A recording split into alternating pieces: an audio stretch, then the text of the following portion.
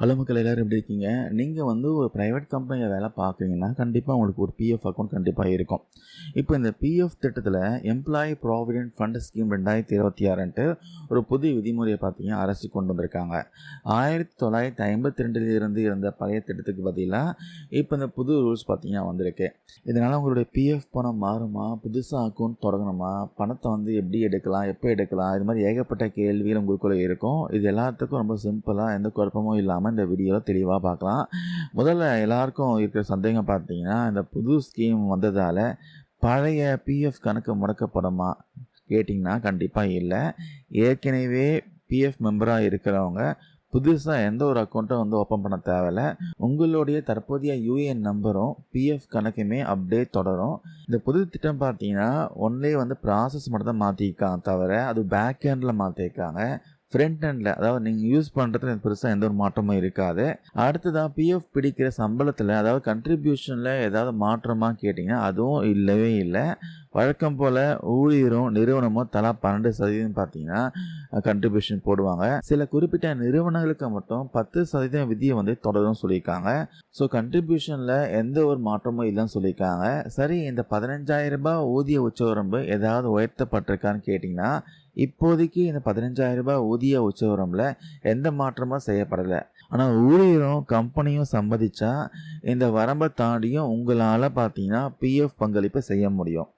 இது வந்து அதிக சம்பளம் வாங்குறவங்களுக்கு ஒரு ஃப்யூச்சரில் ஒரு பெரிய சேமிப்பு இருக்கும் சொல்லலாம். அதே போல் விருப்பத்தின் அடிப்படையில் இந்த பிஎஃப் செலுத்த விரும்புகிறவங்களுக்கு கண்டிப்பாக பார்த்தீங்கன்னா ஃப்யூச்சரில் நல்ல ஒரு சேவிங்ஸ் கொடுக்கும்.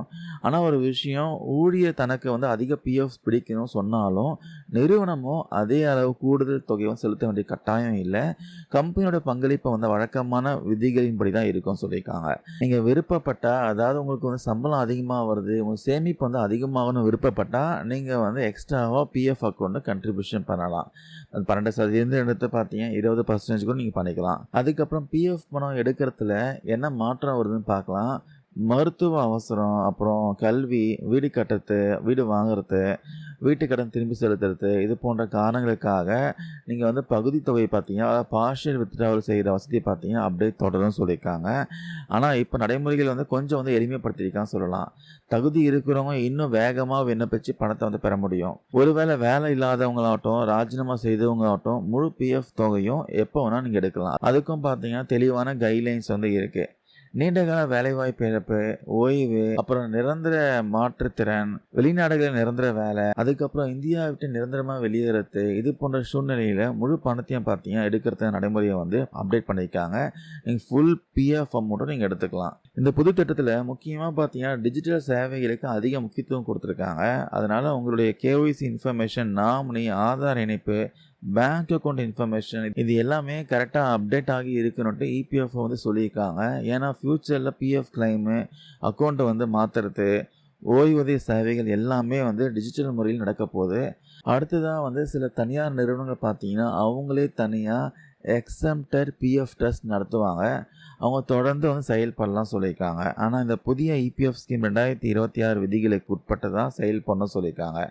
எம்ப்ளாயீஸோட நலன் பாதிக்காதவரை இபிஎஃப் இதை வந்து கண்காணிக்கும். ஸோ நிதி நிபுணர்கள் என்ன சொல்கிறாங்கன்னா, இந்த திட்டத்தோட நோக்கம் சேமிப்பு வந்து குறைப்பது இல்லை, சமூக பாதுகாப்பு அமைப்பை வந்து நவீனப்படுத்துவது தான் சொல்லியிருக்காங்க. ஸோ உங்களுடைய யூஏஎன், கேஒய்சி, நாமினி இன்ஃபர்மேஷன் ஒரு முறை வந்து ப்ராப்பராக செக் பண்ணிக்கோங்க. இனிமேல் நீங்கள் விருப்பப்பட்டால் எவ்வளோ பிஎஃப் அமௌண்ட் வேணால் கண்ட்ரிபியூஷன் பண்ணலாம்.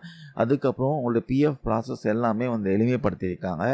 சீக்கிரமாக வித்ட்ராவல் பண்ண முடியும். நீங்கள் அப்ளை பண்ணி 3 நாள்லேருந்து 15 நாட்களுக்குள்ளே உங்கள் பேங்க் அக்கௌண்ட்டுக்கு பணம் வந்துடும். சுருக்கமாக சொல்லணும்னா, இந்த புதிய இபிஎஃப் விதிமுறைகள் 2026 என்பது எம்ப்ளாயீஸ்க்கு எந்த ஒரு புதிய சுமையை வந்து ஏற்படுத்தாத சொல்கிறாங்க.